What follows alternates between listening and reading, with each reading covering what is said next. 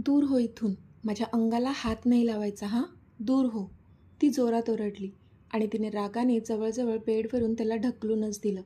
तसा तो खाली जाऊन पडला. कालच त्यांचं लग्न झालं होतं आणि आज सकाळी पूजा झाली होती. आज त्यांच्या लग्नाची पहिली रात्र होती. थोड्या वेळापूर्वी तीच बेडरूम आणि बेड खूप छान सजवलं होतं, जशी नव्या जोडप्यासाठी सजवली जाते तशीच. पण आत्ता जेव्हा त्याने रूममध्ये येऊन पाहिलं तर सगळी रूम अस्ताव्यस्त झाली होती. तिने सगळं नासधूस करून टाकलं होतं. जिला हे लग्न अजिबात मान्य नव्हतं. तीच रागिणी मनोहर सरपोतदार, जी आता लग्नानंतर झाली होती सौ रागिणी शिवराज पाटील. तिच्या अशा अनपेक्षित वागण्याने तर तो पूर्ण शॉक झाला होता. हो, तोच शिवराज आबासाहेब पाटील. कोळीवाड्यात नाव होतं त्याचं. एवढा मोठा बंगला, गाडी त्याच्याजवळ पण होती. अंग मेहनतीने कमावलेलं शरीर, सावळा रंग, दिसणं पण तथाकथितच ॲव्हरेज दिसणारा मुलगा म्हणता येईल असा. पण तिला मात्र त्याचं काहीच कौतुक नव्हतं. मी अशी इतकी सुंदर आणि फक्त वडिलांच्या इच्छेखातीर मला ह्या साधारण मुलाशी लग्न करावं लागलं, ह्याचं तिला अतीव दुःख होत होतं. रागिणी, काय झालं? तू एवढी आक्रमक का झाली आहेस? ह्या लग्नाला तर तुझा होकार होता ना, मग अशी का वागतेस? त्याने विचारलं. होकार? माय फूट. तुला काय वाटतं रे, तुझ्यासारख्या अनपढ मुलाशी मी लग्न करेन? तू तुझा चेहरा पाहिलास का कधी आरशात? तुझा आणि माझा काहीच कम्पॅरिझन नाही आहे. मी इतकी सुंदर आणि तू हा असा? मला तर तुझं तोंड पण बघवत नाही. ती त्याला खूपच खालून पाडून बोलत होती. तो मात्र तिचं वागणं बघून अवाक झाला होता. त्याला वाटलं होतं जिच्यावर इतकं प्रेम केलं, उशिराने का होईना पण तिच्याशीच लग्न झालं. किती खुश होता तो. त्याला आठवलं जेव्हा तिच्या वडिलांनी त्याला तिच्यासोबत लग्नासाठी विचारलं होतं. त्याचा तर आनंद गगनात मावत नव्हता. पण तेव्हाही त्याने तिच्या वडिलांना सांगितलं होतं की जर तिचा होकार असेल तर आणि तरच तो तिच्याशी लग्न करेल. त्यासाठी तिला एकदा भेटायचं आहे असेही सांगितलं होतं त्याने. तिच्या वडिलांनी होकार दिला होता आणि तो तिला भेटला देखील होता. तिने तिच्या तोंडाने कबूल केलं होतं की ती ह्या लग्नासाठी तयार आहे. मग आत्ता ती अशी का वागते ते त्याला काहीच कळत नव्हतं. रागिणी, तुला माझ्याशी लग्न करायचं नव्हतं, मग त्या दिवशी मी जेव्हा तुला लग्नासाठी विचारलं तेव्हा तू मला होकार का दिलास? त्याने चिडूनच विचारलं. फक्त माझ्या बाबांसाठी. त्यांनी मला जबरदस्तीने ह्या लग्नात अडकवलं.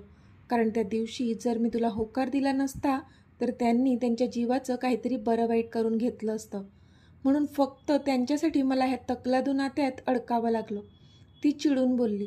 तसा तो मात्र शॉक होऊन तिच्याकडे पाहू लागला. पण तुझ्या बाबांनी असं का केलं? त्याचा प्रश्न. कारण माझं प्रेम दुसऱ्या कोणावर आहे आणि मला त्याच्याशीच लग्न करायचं होतं. पण बाबांना तो पसंत नव्हता, म्हणून मला तुझ्यासोबत लग्न करायला भाग पाडलं त्यांनी. ती रडून सांगत होती. त्यावर त्याने काहीतरी विचार केला आणि तो बोलला. पण रागिणी, तुझे बाबा आहेत ते, त्यांनी काहीतरी विचार करूनच हे केलं असेल. मी ओळखतो त्यांना.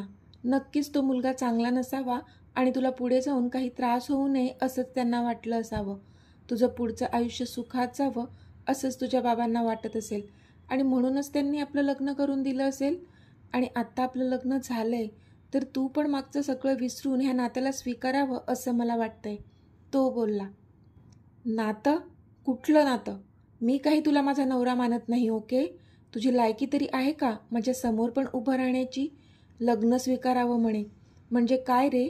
हे असं तुझ्याशी शारीरिक संबंध बनवावे मी? शी, तुला तर बघूनच मला मळमळ होते. तुझा हा सावळा रंग, किती घाण वास येतो तुझ्या शरीरातून. याक, तुला तर काय माझ्या रूपात स्वप्नातली राजकुमारीच मिळाली. तू स्वप्नात पण विचार केला नसेल की इतकी सुंदर बायको तुला मिळेल. पण लक्षात ठेवायचं, माझ्या आसपास पण फिरकायचं नाही हां. जवळ येणं तर दूरच.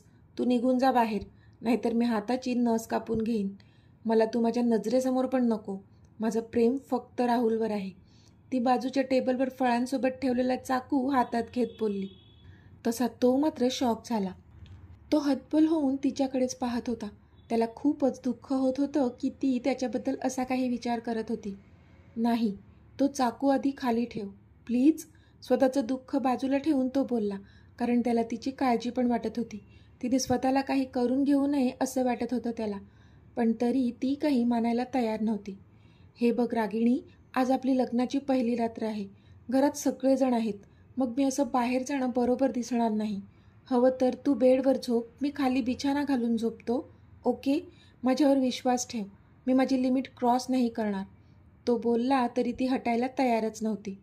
रागिणी प्लीज, तो पुन्हा बोलला. तेव्हा तिने हातातला चाकू खाली ठेवला. तसा त्याने एक सुस्कारा सोडला. तू झोप आरामात बेडवर, मी झोपतो खाली. तो बोलला तशी ती तो चाकू घेऊनच बेडवर झोपून गेली. लग्नानंतरच्या सगळ्या विधीमध्ये रागिणी फक्त हजर होती, पण तिला त्या कोणत्याच विधींमध्ये काडीचाही इंटरेस्ट नव्हता. फक्त करायच्या म्हणून सगळ्या विधी करत होती ती. आता त्यांचं लग्न होऊन आठवडा झाला होता, पण ह्या आठवड्याभरात त्याच्याशी 4 शब्द नीट बोलली नसेल ती. सतत त्याला घालून पाडून बोलत होती, पण तो मात्र तिच्या कलेने घेत होता, कारण त्यालाही कुठे ना कुठे वाटत होतं की तिच्यावर अन्याय झाला आहे. स्वतःचं प्रेम न मिळणं खूप वेदनादायी असतं हे त्याने स्वतः अनुभवलं होतं. त्यामुळे तिच्या भावनांची कदर करत होता तो. पण तिला मात्र त्याची अजिबात कदर नव्हती. ती पावलोपावली त्याचा अपमानच करत होती. त्यातच त्यांच्या घरच्यांनी त्यांच्यासाठी हनीमून प्लॅन केला होता आणि गोव्याची 2 तिकीट्स त्यांच्यासाठी बुक केली होती. पण ते तिकीट्स बघूनच तिच्या डोक्यात तिडीक केली. तुला काय वाटतंय, मी तुझ्यासोबत ह्या हनीमूनवर येणार आहे? नो वे, ती चिडून बोलली. पण तो मात्र काहीच रिॲक्ट झाला नाही. चुपचाप त्याची बॅग पॅक करत होता. मी तुझ्याशी बोलते, ऐकू येत नाही का तुला? तिने चिडून विचारलं. तसं त्याने तिच्याकडे पाहिलं. रागिणी, तुझी पण बॅग पॅक करून घे, आपल्याला उद्या निघायचं आहे. तो बोलला तशी ती अजूनच चिडली. तुला एकदा सांगितलेलं कळत नाही का? मी येणार नाही, ती चिडून बोलली. आज तुझा ह्या घरात शेवटचा दिवस आहे रागिणी. उद्या आपण गोव्याला जाणार आहोत हे फक्त घरच्यांना माहीत आहे, पण खरं तर आपण नागपूरला जाणार आहोत. तिथे तू तुझ्या राहुलला भेट आणि त्याच्यासोबत कायमची दूर निघून जा.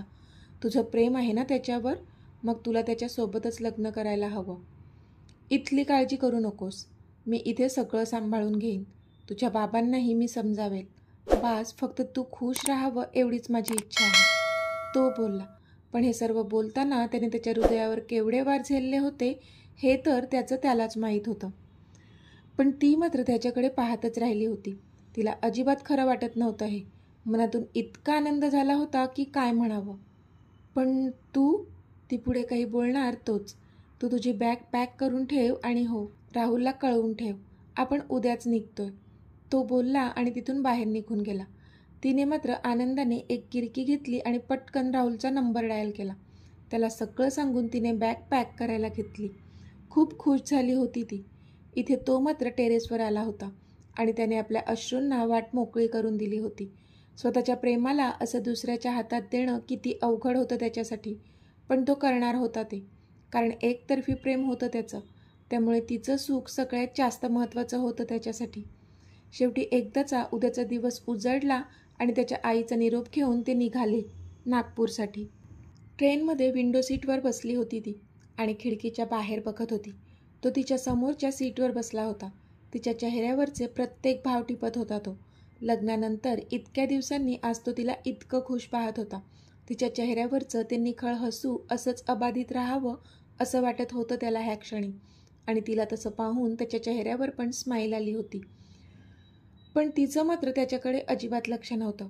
ती आपल्याच धुंदीत होती. तिच्या प्रियकाराच्या भेटीसाठी आतुर झाली होती ती. तिच्याच स्वप्नात रममाण होती. एकदाचं स्टेशन आलं आणि ते ट्रेनमधून उतरले. पण बराच वेळ झाला तरी राहुल म्हणजेच रागिणीचा प्रियकर अजूनही आलाच नव्हता तिला घ्यायला. ती मात्र अधीर होऊन रस्त्याच्या वाटेकडे डोळे लावून होती. रागिणी, तू गाडीची वेळ बरोबर सांगितली होती ना गं? त्याने विचारलं.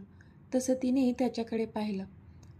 हो, हीच वेळ सांगितली होती मी फोन करून बघते एकदा, ती बोलली आणि तिने राहुलला कॉल केला. पण 2-3 वेळा कॉल करूनही त्याने कॉल घेतलाच नाही. तसं तिचं तोंड पडलं आणि तिने एकदा शिवराजकडे पाहिलं. तसं त्याला कळलं. असू दे, आपण थोडा वेळ वाट बघू इथे, शिवराज तिला दिलासा देत बोलला. तशी तिने होमध्ये मान हलवली आणि ते दोघे तिथेच एका बाकावर बसले. पण दोघांमध्ये मात्र एक ऑकवर्ड शांतता होती. कोणीच काहीच बोलत नव्हते. आय एम सॉरी, थोड्या वेळाने मग तीच बोलली. तसं त्याने प्रश्नार्थक तिच्याकडे पाहिलं. सॉरी कशासाठी? त्याने विचारलं.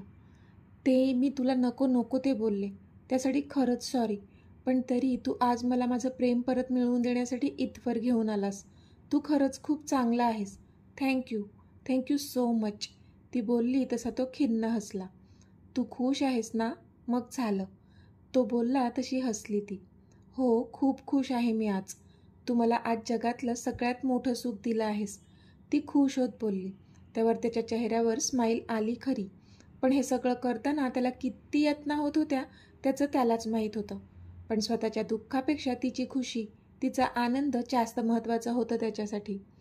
आता ते इथे पोहोचून 1 तास व्हायला आला होता, पण अजून राहुलचा पत्ताच नव्हता. अजून कसा आला नाही हा? ती तोंडात पुटपुटतच होती की हे हाय. त्याचा आवाज कानांवर पडला आणि तिला जणू आभाळ ठेंगणं झालं. तिने पटकन उठून त्याला गच्च मिठी मारली. पण इथे शिवराजने मात्र लगेच नजर दुसरीकडे फिरवली, कारण तिला तो असं दुसरं कोणाच्या मिठीत पाहूच शकत नव्हता. चल, आपल्याला उशीर होते, राहुल बोलला. तशी ती त्याच्या मिठीमधून बाहेर आली. अरे हा शिवराज माझा. ती बोलता बोलता थांबली. ओ, कळलं. हाय शिवराज, आणि खरंच थँक्यू सो मच. तुम्ही आज जे केले ते क्वचितच कोणी करू शकतो. थँक्यू वन्स अगेन, राहुल बोलला. It's okay. खूप प्रेम करते ही तुझ्यावर. फक्त तिला नीट जप, एवढंच सांगेन. येतो मी, शिवराज बोलला आणि तिथून जाऊ लागला. शिवराज, पण तू कुठे जाणार आहेस आता? आमच्यासोबत चल. ट्रेन तर आता रात्रीची आहे ना, रागिणी बोलली. नाही, मी मॅनेज करेल, तुम्ही जा, शिवराज बोलला आणि तिथून निघून गेला. तशी ती त्याला पाहतच राहिली. चला राणी सरकार, निघायचं? राहुलने विचारलं. तशी पटकन हसली ती आणि तिने मान होमध्ये डोलावली. तो तिला घेऊन तिथून निघून गेला. राहुल, आपण हे कुठे आलो आहोत? तू तर तुझ्या घरी घेऊन जाणार होतास ना मला, तिने विचारलं. कारण राहुल आता एका बिल्डिंगमध्ये तिला घेऊन आला होता. तिथल्या एका 1 BHK फ्लॅटमध्ये सध्या ते होते. अगं, असं अचानक तुला घेऊन गेले तर मॉम डॅड चिडतील, म्हणून 2 दिवस आपण इथे राहू आणि मग त्यांना नीट समजावू. ते घेतील आपल्याला समजून, राहुल बोलला. बरं ठीक आहे, ती बोलली. तू फ्रेश हो पटकन, मी आलोच, तो बोलला. तू कुठे जात आहेस? तिने विचारलं. सरप्राईज आहे, आलोच हां, तो बोलला आणि बाहेर निघून गेला. तशी मग ती पण हसली. थोड्याच वेळात तो त्यांच्यासाठी जेवण घेऊन आला. दोघांनी पण जेवून घेतलं आणि तिने किचनमध्ये जाऊन भांडी आवरली. पण ती जशी बाहेर आली आणि तिचे डोळेच विस्फारले, कारण त्याने पूर्ण बेड फुलांनी सजवला होता. सगळीकडे मेणबत्त्या लावल्या होत्या. हे सर्व काय आहे राहुल? तिने आश्चर्याने विचारलं. सरप्राईज, तो हसून बोलला आणि त्याने तिला बेडवर बसवलं. ह्याच दिवसाची तर आपण वाट पाहिली होती ना गं, तो तिच्या मानेत त्याचा चेहरा घुसळत बोलला. पण तिने अंग चोरून घेतलं. राहुल, हे चुकीचं आहे. लगेच असं, म्हणजे लग्नाआधीच, ती कचरत बोलली. आपलं लग्न तर तेव्हाच झालंय जेव्हा आपण एकमेकांना आपलं हृदय दिलं, हो ना, तो पुन्हा तिच्या मानेवर किस करत बोलला. पण आत्ता मात्र ती त्याच्यापासून बाजूला झाली. काय झालं, तुला आवडत नाही का मी? त्याने विचारलं. असं नाही आहे राहुल, पण हे सगळं मला बरोबर नाही वाटत, ती बोलली. तसं त्याने तोंड पाडलं. इट्स ओके, तुला जर नाही आवडत तर.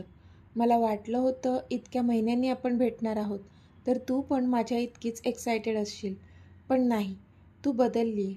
असू दे, तुझ्या मर्जीविरुद्ध काहीच नाही करणार मी. तू झोप इथे, मी बाहेर झोपतो, तो मुद्दाम तोंड बारीक करून बोलला आणि तिथून बाहेर जाऊ लागला. पण त्याला तसं बघून तिलाच कसं तरी झालं. आपण चुकतोय असं वाटू लागलं. प्रेम आहे त्याच्यावर, लग्न पण करणारच आहोत, मग काय हरकत आहे आता फिजिकली एकत्र आलो तर, असा विचार तिच्या मनात आला आणि तिने त्याचा हात पकडला.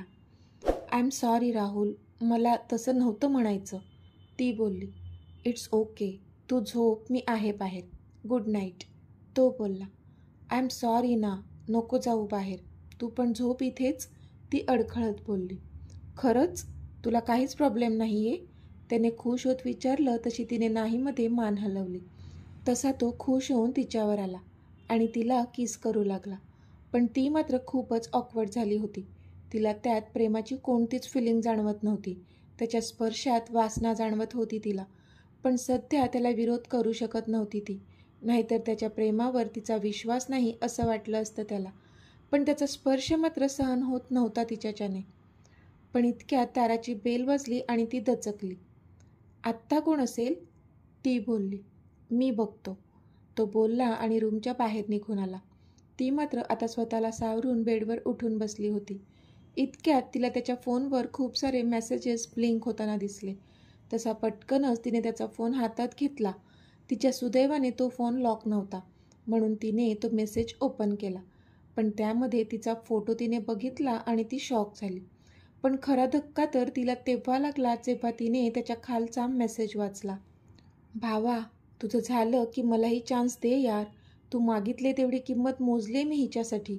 आता वेळ नको घालवू. तो मेसेज वाचून ती मात्र सुन्न झाली होती.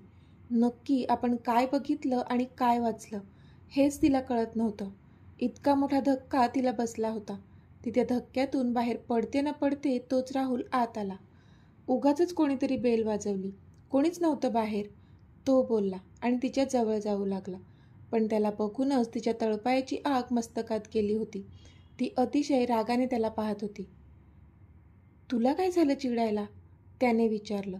तसं तिने तिच्या हातातला त्याच्या फोनमधला तो तिचा फोटो आणि मेसेज दाखवला आणि तो आता शॉक झाला. रागिणी, ते तू लक्ष नको देऊ तिकडे. त्याला आता काय बोलावं कळत नव्हतं, कारण त्याचं खरं रूप कळलं होतं तिला. यू बास्टर्ड, मी तुझ्यावर इतकं प्रेम केलं आणि तू माझा सौदा करायला निघालास. तुला तर सोडणार नाही मी, बोलून तिने जोरात त्याच्या कानाखाली वाजवली. तिचे डोळे लाल भडक झाले होते आणि सध्या आग ओकत होते. रागाने अक्षरशः थरथरत होती ती. पण आत्ता तो पण चिडला आणि त्याने तिचे केस ओढले आणि तिला बेडवर ढकलून दिलं. आता तुला सगळं कळलंच आहे तर काय लपवायचं? माझं काही प्रेमबिम नाही आहे तुझ्यावर. आणि असंही आता थोडीच तू कोरी करकरीत राहिली असशील. तुझ्या त्या एडपट नवऱ्याने पण तर तुझ्यासोबत इतक्या रात्री घालवल्या असतीलच ना. मग मी आणि माझ्या मित्राने पण थोडा आनंद घेतला तर काय हरकत आहे? असं बोलून त्याने त्याच्या अंगावरचा शर्ट काढून फेकून दिला. पण त्याचे शब्द ऐकून तर तिच्या कानात कोणीतरी गरम गरम लावा ओततंय असं वाटू लागलं तिला. तिच्या डोळ्यात राग आणि संताप दोन्ही दाटून आलेले. ज्याच्यावर जीवापाड प्रेम केलं त्याने तर कधी आपल्यावर प्रेम केलंच नव्हतं. विचार करूनच तिच्या डोळ्यांसमोर अंधारी येऊ लागली. पण लगेच तिने स्वतःला सावरलं आणि ती उठून तिने त्याच्या कॉलरला पकडलं. निर्लज्ज माणसा, नाही तुला जन्माची अद्दल घडवली ना तर नाव लावणार नाही. रागिणी सरपोतदार, ती त्याच्या डोळ्यात बघून अतिशय संतापाने बोलली. पण तो मात्र त्यावर जोरजोराने हसला. इथून बाहेर जाशील तेव्हा अद्दल घडवशील ना, तो बोलला आणि त्याने पुन्हा तिला बेडवर ढकललं आणि तिच्यावर जबरदस्ती करू लागला तो. ती मात्र त्याला स्वतःपासून दूर करत होती आणि प्रतिकार करत होती. जोरजोरात ओरडत होती. आता देवसुद्धा येणार नाही तुला वाचवायला इथे, तो बोलला आणि पुन्हा तिच्यावर तुटून पडला. ती जीवाच्या आकांताने ओरडत होती, पण तो काही तिला सोडत नव्हता. इतक्यात दरवाजाची पुन्हा बेल वाजली, पण त्याने लक्ष दिलं नाही. पण दरवाजाची बेल अजूनच जोरजोरात वाजू लागली तसा तो वैतागला आणि त्याने तिला सोडलं. तशी ती पटकन तिथून पळून जाऊ लागली. पण ती दार उघडण्याच्या आधीच त्याने तिला खुर्चीवर बसवलं आणि तिच्याच ओढणीने बांधून ठेवलं. तिचं तोंडसुद्धा बांधलं आणि तो बाहेर आला. दरवाजाची बेल अजूनही जोरजोरात वाजतच होती. तसा तो रागातच गेला आणि त्याने दार उघडलं. पण समोर पोलीस होते आणि त्यांच्या बाजूला शिवराज. त्याला पाहूनच त्याचे धाबे दणाणले. पण शिवराजने त्याच्या 2-3 कानशिलात लगावले आणि त्याला ढकलून तो आत गेला. तो जोरजोरात रागिणीला आवाज देऊ लागला, पण ती त्याला कुठेच दिसली नाही. मग ती बेडरूम उघडून तो आत गेला तर त्याला ती खुर्चीला बांधलेली दिसली. त्याने पटकन जाऊन तिला सोडवलं. तशी तिने उठून त्याला गच्च मिठी मारली आणि जोरजोराने रडू लागली ती. रडू नकोस, मी आहे इथे, तुला काहीच होणार नाही, तो तिला थोपटत बोलला आणि त्याने तिची ओढणी तिच्या अंगावर टाकली. पण ती अजूनही थरथरतच होती. तू ठीक आहेस? शिवराजने काळजीने विचारलं, पण ती काहीच बोलली नाही. रागिणी, त्याने पुन्हा तिला हाक मारली आणि तिच्या तोंडासमोर पाण्याचा ग्लास धरला. तिने पटकनच त्या ग्लासमधलं पाणी पिऊन टाकलं आणि आत्ता त्याच्याकडे पाहू लागली. शिवराज, तो राहुल, त्याने मला फसवलं. तो मला विकणार होता. त्याच्या मित्राला आणि अजून दुसरं कोणीतरी आहे त्याला. तो मला विकणार होता. तिच्या तोंडून शब्द पण फुटत नव्हते. पण तिचं ऐकून त्याने मात्र डोळे कच्च मिटले आणि रागाने हाताच्या मुठी आवळल्या. तू चल इथून, आपण घरी जाऊया. तो बोलला तशी ती चुपचाप त्याच्यासोबत चालू लागली. बाहेर पोलिसांनी राहुलला ताब्यात घेतलं होतं आणि तो त्यांच्या तावडीतून सुटण्यासाठी धडपडत होता. शिवराज त्याच्या समोर उभा राहिला आणि त्याने पुन्हा एकदा त्याच्या कानाखाली चढवली. तुझी हिंमत कशी झाली माझ्या बायकोच्या अंगाला हात लावायची, असं म्हणत त्याने त्याची कॉलर पकडली. Mister Shivraj, thank you. तुमच्यामुळे आम्ही त्याला पकडू शकलो. बऱ्याच मुली बेपत्त्या झाल्याची तक्रार काही महिन्यांपासून येत होती आणि त्या मुलींना कोणीतरी फूस लावून बाहेर देशात विकण्याचा धंदा करतोय ह्याची आम्हाला टीप मिळाली होती. पण आज तुमच्या हुशारीमुळे आम्ही ह्याच्यापर्यंत पोहोचू शकलो. आता त्या टोळीचा पण लवकरच पत्ता सापडेल, इन्स्पेक्टर बोलले. ते माझं कर्तव्य होतं सर, शिवराज बोलला आणि त्याने त्याची कॉलर सोडली आणि तिथून जाऊ लागला तो. पण तोच रागिणी थांबली. तिने एक जळजळीत कटाक्ष राहुलवर टाकला आणि त्याच्या समोर जाऊन सणकन त्याच्या एक कानाखाली चढवली. तसे त्याने रागात तिच्याकडे पाहिलं, पण तिने मात्र पुन्हा एकदा त्याच्या कानाखाली चढवली आणि डोळ्यातले अश्रू पुसतच तिथून बाहेर गेली ती. मग शिवराज पण तिच्या बाहेर आला. आता रात्रीचे 11 वाजत आले होते. शिवराज पुढे चालत होता आणि रागिणी त्याच्या मागे, अगदी शून्यात बघत. तिला कळत नव्हतं की आपण कुठे जात आहोत आणि तिने त्याला विचारलं सुद्धा नाही. आज इतका मोठा आघात तिच्या मनावर झाला होता. तो जिथे घेऊन जाईल तिथे जात होती ती त्याच्यासोबत. शिवराजने एक रूम बुक केली होती. तिथेच तो तिला घेऊन आला.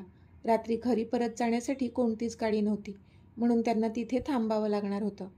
रागिणी, तू इथे बेडवर मध्ये झोप, मी खाली झोपतो. उद्या दुपारची ट्रेन आहे आपल्याला घरी जायला, तो बोलला. पण ती मात्र शून्यात बघत होती. त्याने पण तिला काहीच विचारलं नाही की तो तिला काही बोलला देखील नाही, कारण तिला वेळ देणं गरजेचं होतं. रागिणीला काही झोप लागत नव्हतीच. सतत तिला आज आपल्यासोबत काय घडलं असतं ह्याचा विचार करूनच थरकाप उडत होता तिचा. ज्याच्यावर जीवापाड प्रेम केलं त्यानेच आपल्याशी असं वागावं तिला अजिबात सहन होत नव्हतं. पण आज जर शिवराज वेळीच तिथे आला नसता तर त्या नराधमाने माझ्या शरीराचे लचके तोडले असते आणि मी काहीच करू शकले नसते. विचार करूनच तिच्या डोळ्यांतून अश्रू वाहू लागले होते. शेवटी त्या विचारात असतानाच तिच्या डोळ्यांवर झोपेची ग्लानी आली आणि ती झोपी गेली. सकाळी रागिणीला जाग आली आणि तिने डोळे उघडले तर तिच्याबरोबर समोर चेअरवर शिवराज बसला होता आणि हसून तिच्याकडेच पाहत होता. तशी ती पटकन बेडवरून उठली. गुड मॉर्निंग, शिवराज बोलला आणि त्याने तिच्यासमोर चहाचा कप धरला. अगं घे, तुला रोज बेड टी लागतो ना, माहीत आहे मला. घे म्हणजे बरं वाटेल तुला. त्याने तो कप बळेच तिच्या हातात ठेवला तसं तिला तो घ्यावाच लागला. बरं, नाश्ता आणलाय बाहेरून, तू तुझं आवरून घे आणि नाश्ता करून घे. आपल्याला चेकआउट करावं लागेल. आपली 11:30ची ट्रेन आहे, ओके, तो बोलला. तशी तिने मान हलवली. दोघेही आता ट्रेनमध्ये होते पण कोणीच कोणाशी बोलत नव्हते. शिवराज तिला वेळ देत होता पण ती मात्र विचारात गढून गेलेली. आता घरी जायचं म्हणजे सगळ्यांनाच तोंड द्यावं लागेल. शेवटी तीच बोलली. शिवराज, मला बाबांकडे नको सोडू. माझी एक मैत्रीण आहे तिच्याकडे सोड प्लीज, ती बोलली. कारण आता कोणत्या तोंडाने ती बाबांकडे जाणार होती. स्वतःच्या हाताने माती करून घेतली होती स्वतःच्या आयुष्याची. पण तुला कोणी सांगितलं मी तुला तुझ्या बाबांकडे सोडणार आहे, त्याने विचारलं. तशी ती त्याच्याकडे पाहू लागली. म्हणजे ती अडखळत बोलतच होती की नाही, म्हणजे तुझी इच्छा असेल तर नक्की जा तू तुझ्या बाबांकडे, पण आज नको. आता आपण आपल्या घरीच जातोय, तो बोलला. तशी ती एकटक त्याच्याकडे पाहू लागली. आपल्या घरी, तिने आश्चर्याने विचारलं. हो, आपल्या घरी. हे बघ रागिणी, मला माहीत आहे आता सध्या तू खूप डिस्टर्ब आहेस आणि तुझ्या मनात काय सुरू आहे. तुला आपलं हे लग्नसुद्धा टिकवायचं नाही आहे. पण थोडे दिवस तू आपल्याच घरी राहा आणि मग तुला जेव्हा वाटेल तेव्हा तू इथून निघून जाऊ शकतेस. विश्वास ठेव माझ्यावर, मी तुला नाही थांबवणार आणि वेळ पडली तर तुझ्या बाबांनाही समजावेन मी, तो बोलला. पण तिला मात्र आता मेल्याहून मेल्यासारखं झालेलं. ज्या माणसासाठी ती पूर्ण जगाशी लढायला तयार होती तो माणूस मात्र तिच्या भावनांशी खेळला आणि ज्याचा तिने पावलोपावली फक्त आणि फक्त अपमान केला तो मात्र तिने न सांगता समजून घेत होता. येशील ना आपल्या घरी, त्याने विचारलं. तशी तिने होमध्ये मान हलवली पण लगेच नजर खिडकीच्या बाहेर केली, कारण डोळ्यात आलेले अश्रू कधीही बाहेर पडू शकत होते तिच्या. एक विचारू का, तिने विचारलं. हो विचार ना, तो बोलला. तुला कसं कळलं राहुलबद्दल, म्हणजे तू तर घरी जाणार होतास ना, मग थांबलास का? तिने विचारलं. तसा तो हलका हसला. मी म्हणालो होतो मी घरी जाणार आहे, पण लगेच जाणार आहे असं कुठे म्हणालो? अशी कशी मी माझी बायको कोण्या ऐऱ्यागैऱ्याच्या हातात देणार होतो? तो बोलला तशी ती मात्र त्याच्याकडे अवाक होऊन पाहू लागली. त्या राहुलची आधीच सगळी इन्फॉर्मेशन मी काढली होती, पण मनात तरी थोडी शंका होती, कारण तू तर असंच कोणाच्याही प्रेमात पडणार नाहीस, म्हणून इथे येऊन त्याची पूर्ण माहिती काढली. तुम्ही ज्या बिल्डिंगमध्ये होतात तिथे पण त्याची चौकशी केली. तेव्हा कळलं की तो इथे अधूनमधूनच येत होता, पण प्रत्येक वेळी त्याच्यासोबत कोणती तरी मुलगी असायची. तेव्हा मात्र माझी पक्की खात्री पडली की हा मुलगा नक्कीच तुझ्यासाठी योग्य नाही. मी तिथेच तुमच्या रूमच्या बाहेरच होतो. जी आधी बेल वाजवली होती ती पण मीच वाजवली होती. जोपर्यंत पोलीस येत नाहीत तोपर्यंत फक्त त्याला डिस्टर्ब करायचं होतं. तो तुझ्यासोबत काहीच वाईट करू शकला नसता, कारण मी त्याला तसं काही करूच दिलं नसतं, तो बोलला. पण ती मात्र सुन्न झाली होती त्याचं ऐकून. म्हणजे आपण त्याला किती किती त्रास दिला, पण त्याने मात्र तो तिचा नवरा असल्याचं कर्तव्य खूप चांगल्या प्रकारे निभावलं होतं.